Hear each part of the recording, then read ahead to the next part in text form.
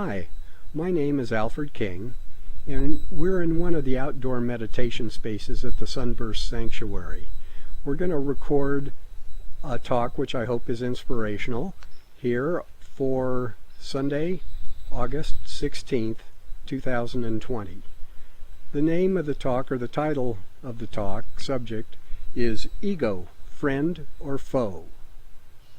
The ego is your self-image. It is your social mask. It is the role that you are playing. It's a quote from Deepak Chopra. Ego is neither friend nor foe. It is a necessary aspect of the growth of our soul on its journey to full God consciousness. I recently completed reading Autobiography of a Yogi by Paramahansa Yogananda. And toward the end of the book is a wonderful chapter entitled The Resurrection of Sri Yukteswar. Sri Yukteswar was Paramahansa Yogananda's teacher, and he passed from the earth, the physical realm, into the astral realm in March 1936. About a little more than 3 months later, in June of 1936, he manifested a physical body exactly like the one he'd left behind that Yogananda had buried. He appeared in Yogananda's hotel room in Bombay in the afternoon. When he appeared, Yogananda jumped up and grabbed him and would not let go. He didn't want to lose him again. The reason that Sri Yukteswar showed up, he was asked to come back to the physical to relay to Paramahansa Yogananda how the cosmos worked. And this, I'm going to use my term, Vedantic cosmology. He was going to basically explain how our soul travels from realm to realm on its journey back to full illumination, or being one with the infinite. The soul, if I understand this correctly, is a part of the creation. It's a part of the Creator. It's all one. But the soul does have an individual identity which stays with it throughout its journey. Where we find ourselves today, you and I, on this physical place, in this physical body, this is the earth plane or physical plane. Then there's also an astral realm and a causal realm. And it's our journey to get from where we are here in the physical, passing through the astral and the causal, and getting back to oneness with all creation. So I'm going to read a quote from the autobiography, and this is Sri Yukteswar speaking with Paramahansa Yogananda.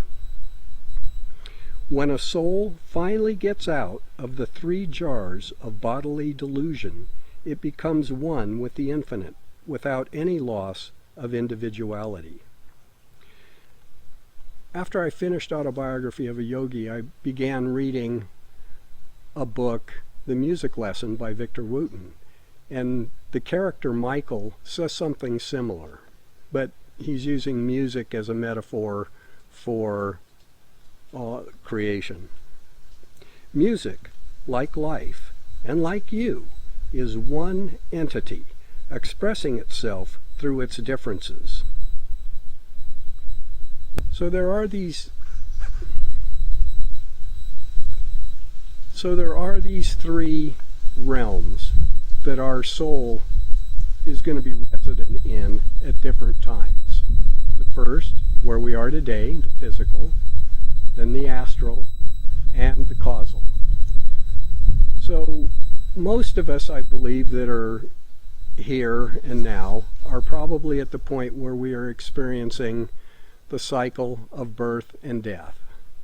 We reside in a physical body for a while, we pass on and go back to the astral, and we may be in the point where that's more of an astral sleep before we come back to the physical body again.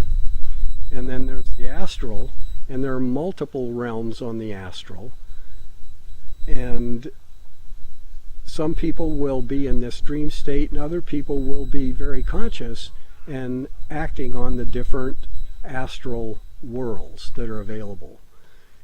And again, once one becomes a long-term resident of the astral world, he may spend time going to the causal world in preparation for his transfer, his residency in the causal world, before he actually achieves oneness with all creation. So during our residency here on Earth, we inhabit bodies.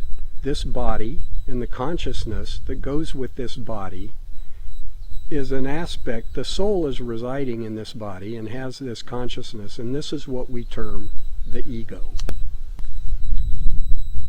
When we come into this body, we come in with an astrological map, an astrological chart. This is similar to the navigational charts that a sailor might use. So if a sailor is taking off on a voyage, he's going to have all his charts in hand, and he's going to be listening to the weather reports.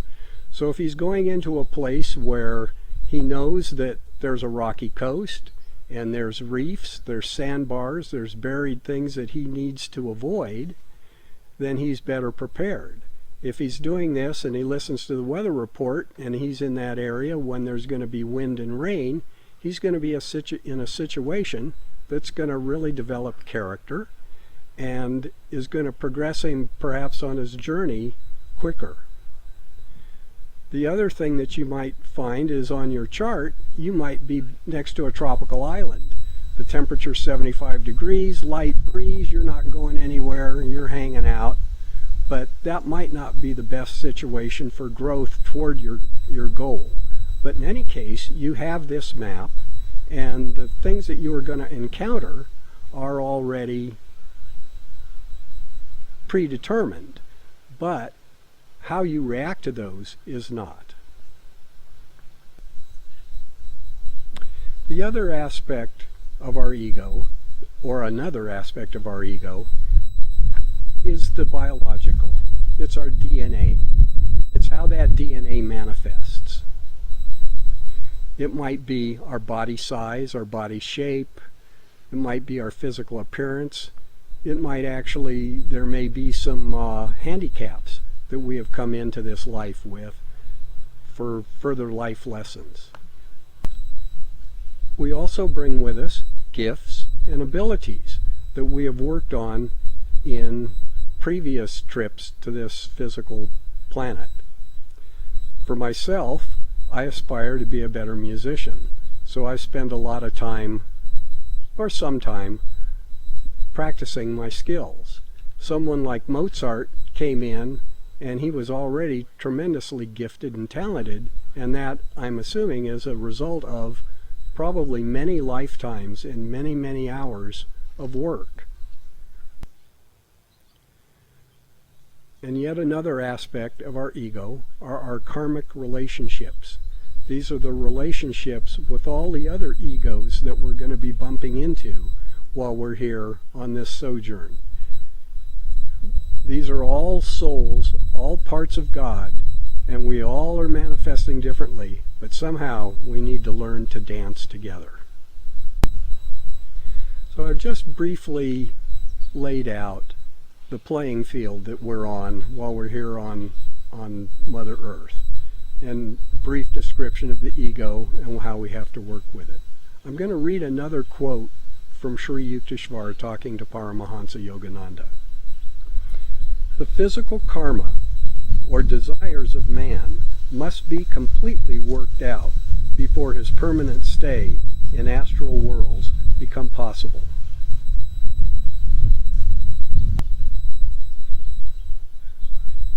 So when we are going to transition from this cycle of birth and death to the astral world and spending a longer prolonged time on an astral realm, then in order to do that, we need to master our desires according to this.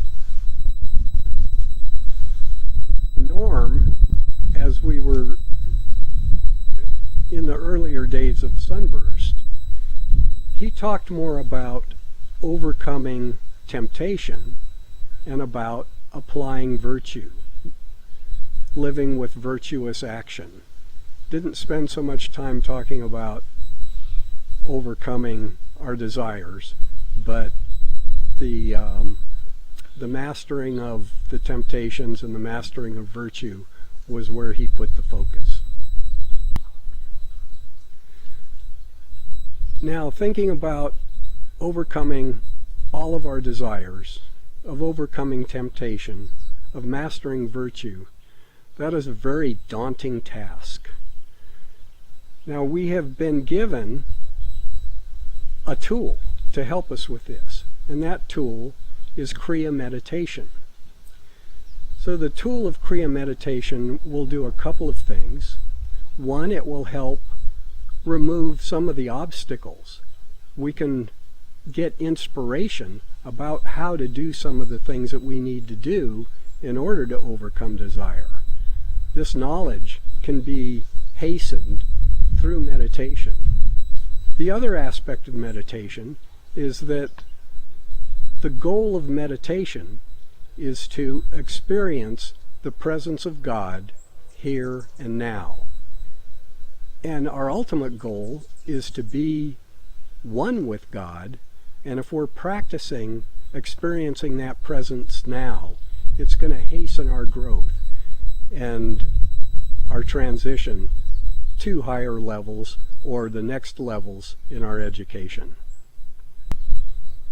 So at this point, we're going to go into a 5-minute period of silent meditation on this video. So if you have a technique that you're using currently for meditation, that'll be fine. Of course, if you're initiated in Kriya, this is the time to practice that.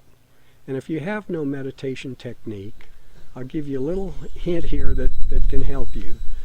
What we're attempting to do with meditating is to stop the mind from running to and fro on the earth, from thinking about all of the desires that we have. So we have to give the mind an activity that's going to occupy it. All of us here on this in this incarnation breathe. So we're going to incorporate breathing into this psychophysical exercise. Imagine your spine as a hollow tube. Then, as you breathe in, imagine that you're bringing light from the center of the earth through your spine.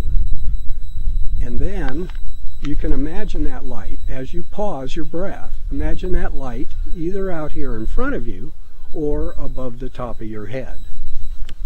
After a brief pause, then you exhale, breathing out, and bring that light back down through your spine, back to the center of the earth. So while you're practicing this is something that your mind can focus on, but at the same time, you need to unfocus. The experience of the presence of God is only going to be felt at the point where you have unfocused enough and you're totally not thinking of anything else. And then God can speak to you. God can be visible as a bright light, or you can feel the touch of God. So we're now going to go into this period of meditation.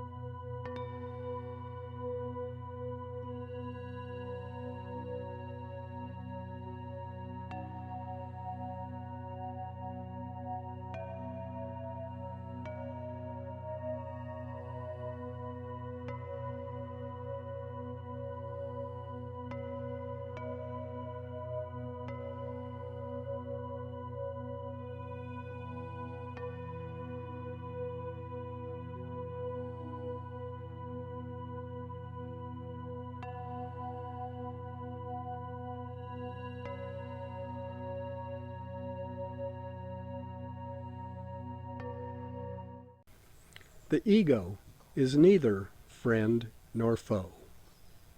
Ego is the vehicle through which we overcome our desires and learn virtue.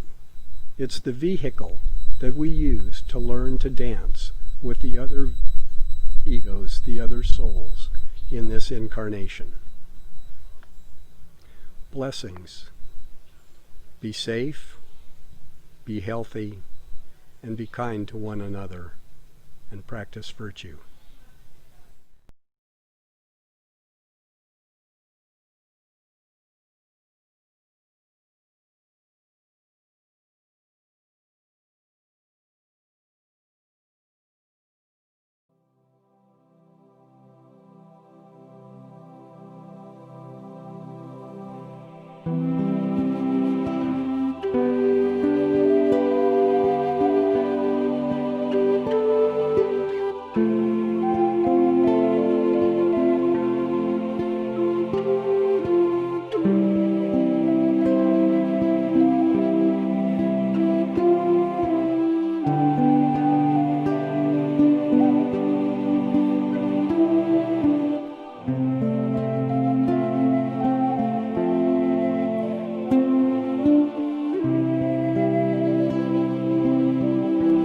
To see your face, to hear your voice, to feel your touch, to know your love is all I want. This day,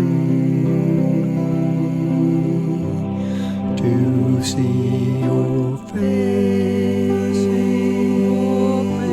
to hear your voice,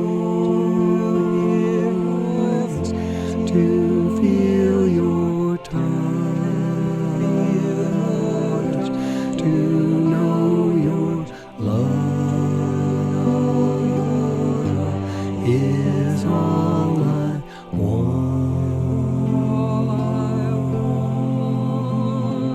This day, to see your face, to hear your voice, to feel your touch, to know your love is all I want. This day, to see your face, to hear your voice, to feel your touch, to know your love is all I want. This day, to see your face, to hear your voice, to feel your touch, to know your love is all I want.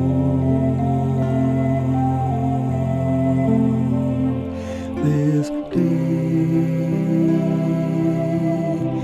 to see your face, to hear your voice,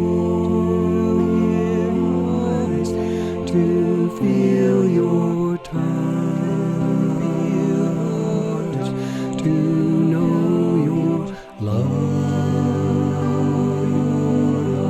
is all I want.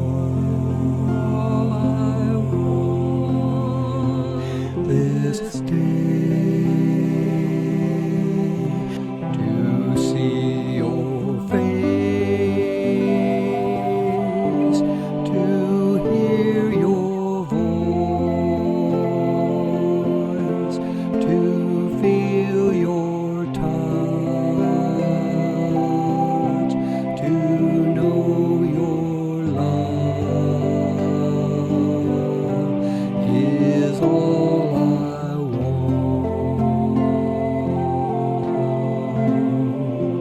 want this day.